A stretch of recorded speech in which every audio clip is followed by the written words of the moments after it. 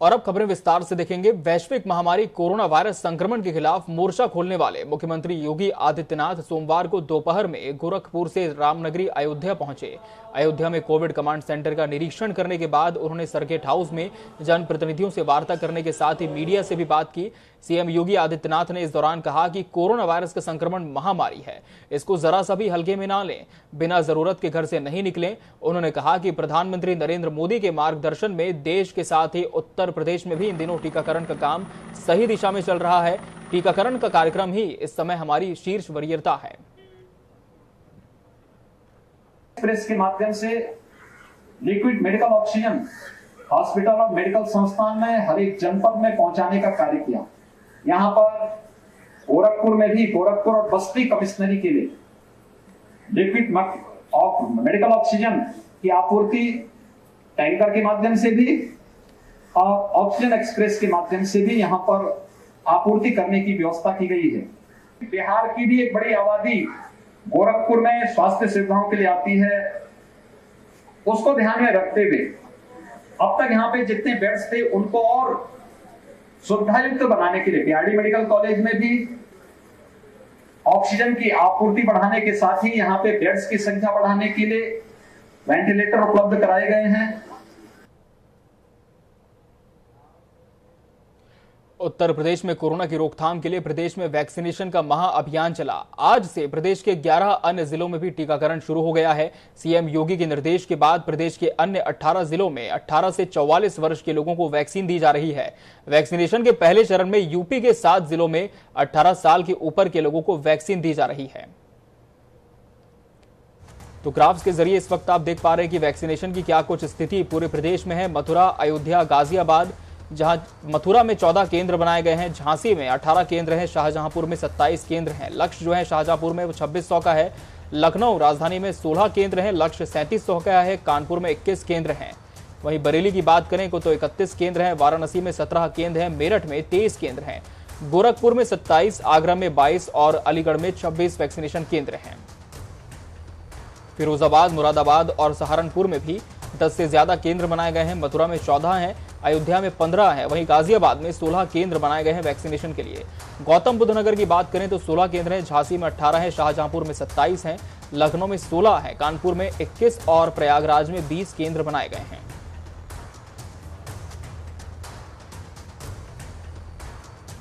ग्यारह अन्य जिलों में भी वैक्सीनेशन शुरू हो चुका है। 18 से 44 साल के लोगों को ये वैक्सीनेशन किया जा रहा है और इसके पहले जो फेज था वैक्सीनेशन का उसमें 45 साल से अधिक उम्र के जो लोग थे उनका टीकाकरण किया जा रहा था।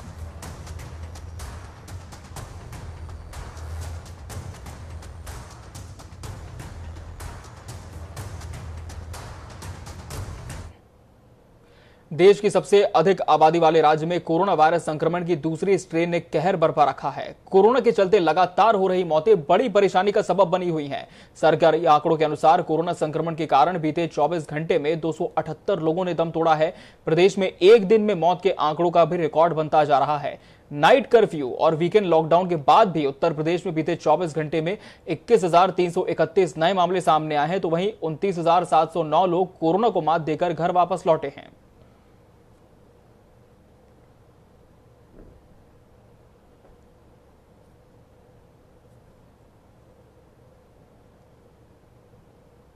सपा के गद्दावर नेता आजम खान की तबीयत बिगड़ गई है, जिसके बाद उन्हें सीतापुर की जेल से लखनऊ के मेदांता अस्पताल में शिफ्ट किया गया। अस्पताल ने मेडिकल बुलेटिन जारी किया है। सपा सांसद आजम खान को रविवार को मेदांता हॉस्पिटल में 4 लीटर ऑक्सीजन के साथ डॉक्टर्स की निगरानी में रखा गया था। आज मेदांता की ओर से जारी बुलेटिन के मुताबिक आजम खान को अब 10 लीटर ऑक्सीजन प्रति मिनट की जरूरत पड़ रही है। हालात को देखते हुए मेदांता क्रिटिकल केयर टीम ने उन्हें कोविड आईसीयू में शिफ्ट किया है, जहां डॉक्टर्स की निगरानी में उनका इलाज जारी है। तो वहीं आजम खान के बेटे अब्दुल्ला आजम की हालत संतोषजनक है।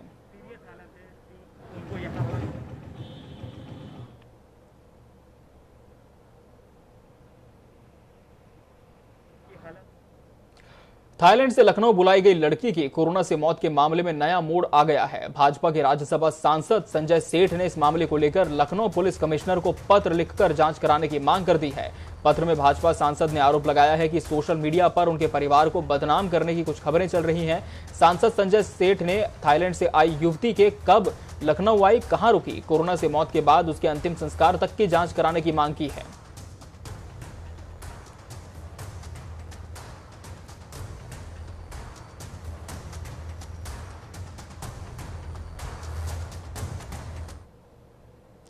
उत्तर प्रदेश के बहराइच में घर घर जाकर कोरोना की टेस्टिंग का अभियान चलाया जा रहा है। इसके लिए स्वास्थ्य विभाग द्वारा ग्राम पंचायत स्तर पर जांच करने के लिए रैपिड रिस्पांस टीम बनाई गई है। ये टीम लोगों को मास्क पहनने, लॉकडाउन के नियमों का पालन करने, सामाजिक दूरी बनाए रखने और सैनिटाइजर के प्रयोग के लिए जागरूक कर रही है।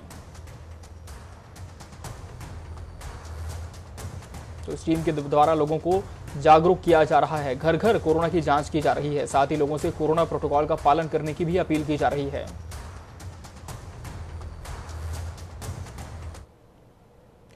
जनपद शामली में माननीय न्यायालय के आदेश के अनुसार कोरोना महामारी को देखते हुए जेलों में निरुद्ध बंदियों की संख्या को कम करने को लेकर 7 साल से सजा काट रहे 88 बंदियों को 60 दिनों के लिए अग्रिम जमानत पर मुजफ्फरनगर जिला कारागार से रिहा कर दिया गया है। 60 दिनों के लिए इन 88 कैदियों को अग्रिम जमानत मिली है और ये 7 साल से सजा काट रहे थे।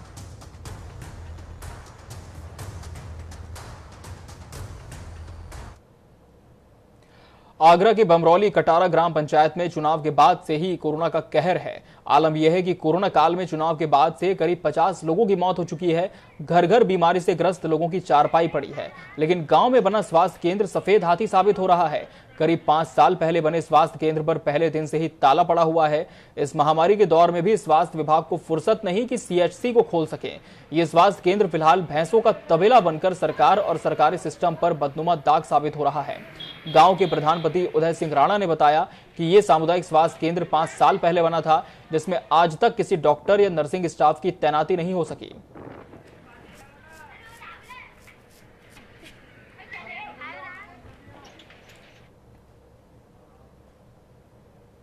हाथरस में बागला जिला अस्पताल में एडी ने जायजा लिया। वेंटिलेटर कक्ष और आइसोलेशन वार्ड का निरीक्षण किया।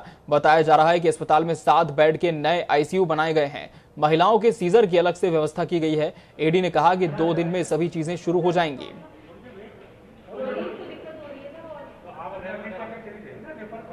हैंड होल्डिंग के लिए आया था और मैंने पूरे डिपार्टमेंट, प्रशासन और हेल्थ डिपार्टमेंट दोनों इधर से पूरी लीडरशिप मैंने ली है और लीडरशिप करके हमने यहाँ पर 7 बेड का जो है आईसीयू की जगह खोज ली है और उसमें जनरेटर ऑक्सीजन जनरेटर काम किए और कोविड पेशेंट को भर्ती करने की अलग से व्यवस्था हम करने जा रहे हैं और डिलीवरी की और सीजर की अलग से व्यवस्था कर रहे हैं। आपको 2 दिन में व्यवस्था दिखाई। कांग्रेस पार्टी को इस साल हुए 5 राज्यों के विधानसभा चुनाव के बाद इसी साल 23 जून को नया अध्यक्ष बनाना प्रस्तावित था। पार्टी की वर्किंग कमेटी की बैठक में तय हुआ है कि वैश्विक महामारी कोरोना के चलते कांग्रेस के आंतरिक चुनाव अभी नहीं कराए जाएंगे। सोमवार को कांग्रेस की कार्यकारी अध्यक्ष सोनिया गांधी, यूपी कांग्रेस प्रभारी प्रियंका गांधी के साथ कांग्रेस कार्य समिति के सदस्यों की वर्चुअल बैठक की गई। वर्चुअल बैठक के दौरान प्रयागराज में मौजूद सीडब्ल्यूसी सदस्य प्रमोद तिवारी ने प्रस्ताव रखते हुए कहा कि एक ओर देश और प्रदेश में कोविड महामारी ने भयंकर रूप धारण कर रखा है। ऐसे में देश के अन्य प्रदेशों से पार्टी के सदस्य और विकास खंड और वार्ड के कार्यकर्ताओं को संगठन के चुनाव के लिए एक जगह पर इकट्ठा करना व्यवहारिक नहीं है और भीड़ जुटाकर मतदान कराना फिलहाल संभव नहीं है।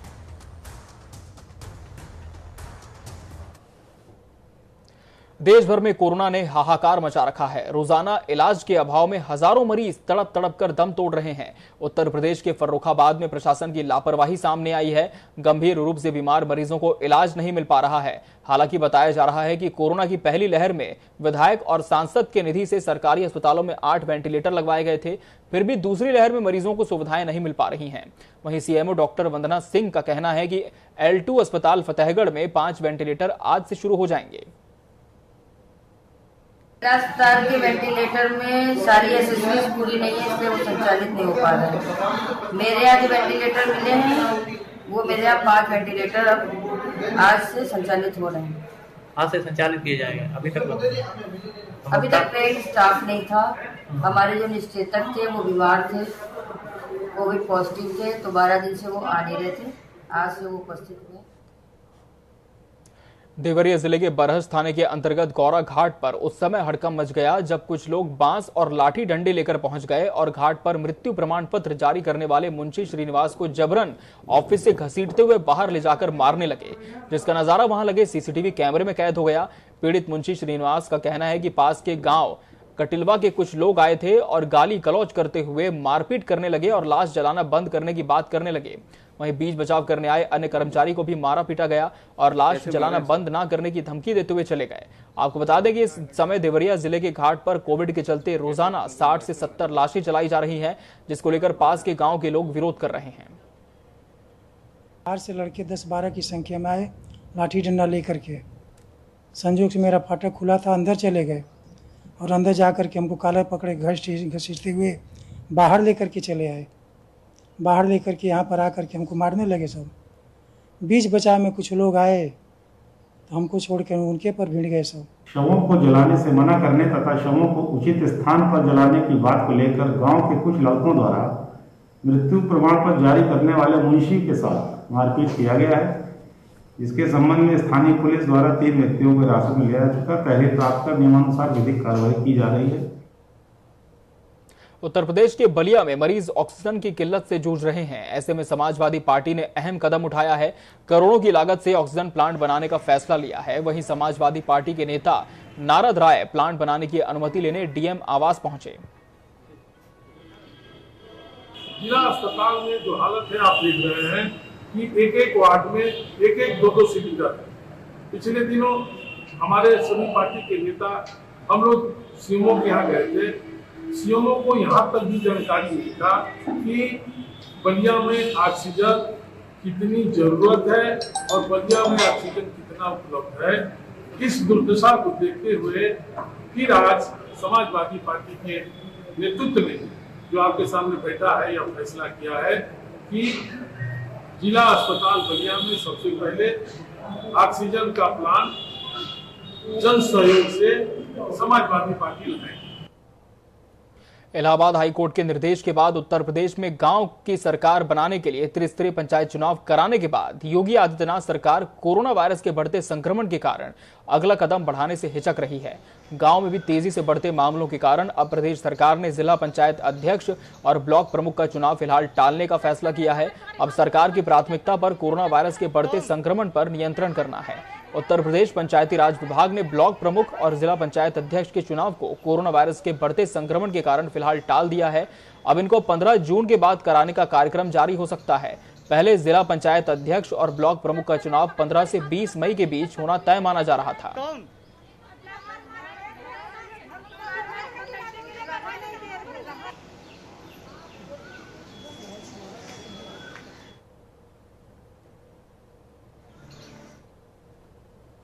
बढ़ते कोरोना संक्रमण को देखते हुए योगी सरकार ने प्रदेश भर में लॉकडाउन लगाया है, लेकिन कोरोना के मामलों में कमी नहीं हो रही है। प्रदेश भर में कहीं लोग कोविड गाइडलाइन का पालन करते हुए नजर आ रहे हैं तो कहीं नियमों की धज्जियां उड़ाई गई हैं। आप इन तस्वीरों के माध्यम से ग्राउंड जीरो का हाल देख सकते हैं।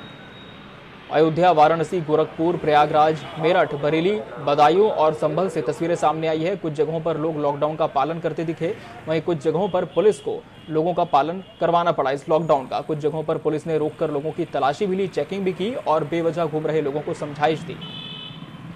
अयोध्या से भी इसी तरह की तस्वीरें सामने आई और यही हाल बरेली का भी रहा और मेरठ में भी पुलिस ने फ्लैग मार्च निकाला बाकायदा और लोगों को समझाइश दी कि बेवजह घर से ना निकलें, अपने घरों में रहें।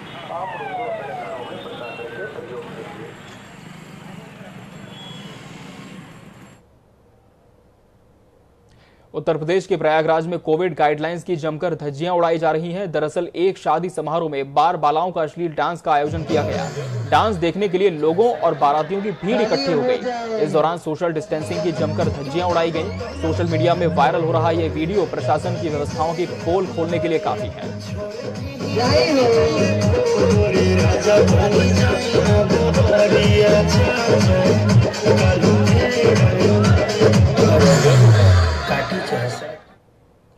बदायूं में कोरोना कर्फ्यू के दौरान वैवाहिक आयोजनों से लेकर अंत्येष्टि तक में शामिल होने के नियम बना दिए गए हैं। यहां तक कि मस्जिदों में अलविदा की नमाज अदा करने पर भी रोक है। लेकिन जिला काजी हजरत सलीमुल कादरी के जनाजे में मुरीदों की भीड़ उमड़ी तो शारीरिक दूरी और मास्क के सारे नियम टूट गए। उस समय तो पुलिस ने रोकने के कोई उपाय नहीं किए, लेकिन इंटरनेट मीडिया पर भीड़ का वीडियो वायरल होने के बाद पुलिस ने मुकदमा दर्ज किया है। मदरसा आलिया कादरिया में सुबह से ही मुरीदों का जाना शुरू हो गया था। संक्रमण को रोकने के लिए सरकार ने कोरोना कर्फ्यू की अवधि 17 मई तक बढ़ाकर सख्ती बरतने के आदेश दिए, लेकिन शहर में भीड़ जुटती रही। पुलिस ने कहीं रोकने की कोशिश नहीं की।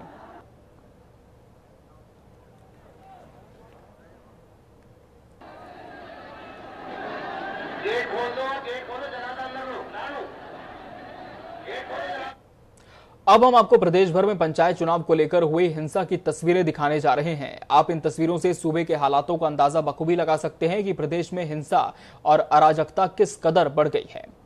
पंचायत चुनाव में प्रदेश में किस तरह से अराजकता फैली है, इन तस्वीरों के माध्यम से आप देख पा रहे हैं। कुछ जगहों पर बड़ी भीड़ जुटी थी, सोशल डिस्टेंसिंग का पालन भी नहीं हो रहा था, पुलिस को बल प्रयोग करना पड़ा। वहीं कुछ जगहों पर ऐसी भी तस्वीरें सामने आई जब दो गुट आपस में भिड़ गए। गोरखपुर, कानपुर, संभल, महाराजगंज, गोंडा और उन्नाव से तस्वीरें सामने आई हैं।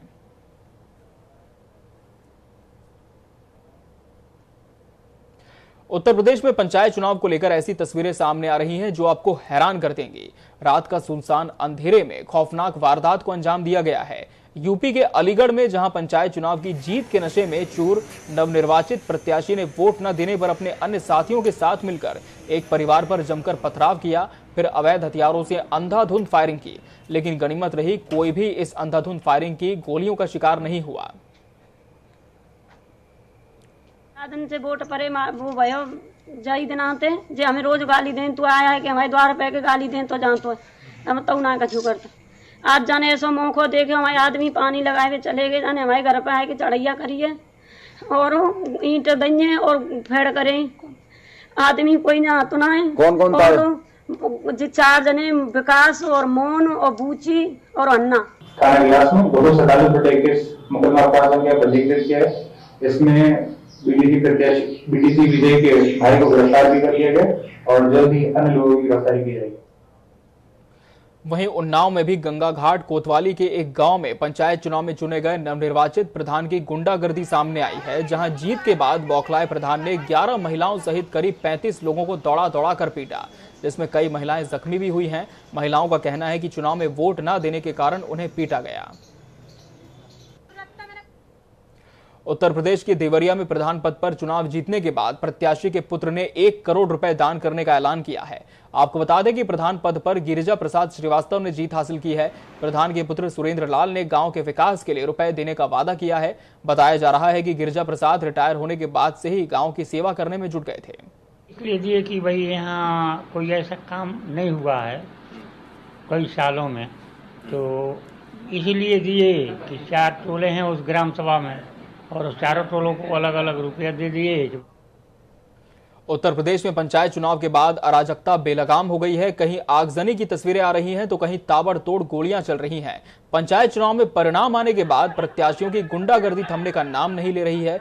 यूपी के संभल में चुनाव में हारने के बाद हारे हुए प्रत्याशी ने जीते हुए प्रत्याशी पर तमंचे से हमला कर दिया।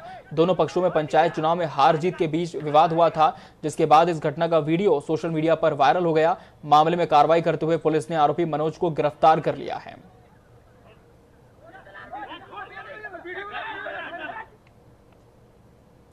उत्तर प्रदेश के बांदा में एक ऐसी तस्वीर सामने आई है जिससे आपका दिल पसीज जाएगा। गरीबी की एक ऐसी मासूम तस्वीर जो आपको हैरान कर देगी। दरअसल 2 बच्चे अपने चेहरे पर पॉलिथीन को फाड़कर मास्क बनाकर लगा रहे थे और मजबूरी में बाजार में सब्जी लेने गए हुए थे। इस दौरान इलाके में जायजा ले रही पुलिस ने जब इन बच्चों को देखा तो अपने आप को रोक नहीं पाए और बच्चों के पास जाकर उनको मास्क दिया। बच्चे गरीब परिवार के बताए जा रहे हैं। इस घटना के बाद ये वीडियो खूब वायरल हो रहा है। इसी के साथ इस बुलेटिन में फिलहाल इतना ही। मुझे दीजिए इजाजत। नमस्कार।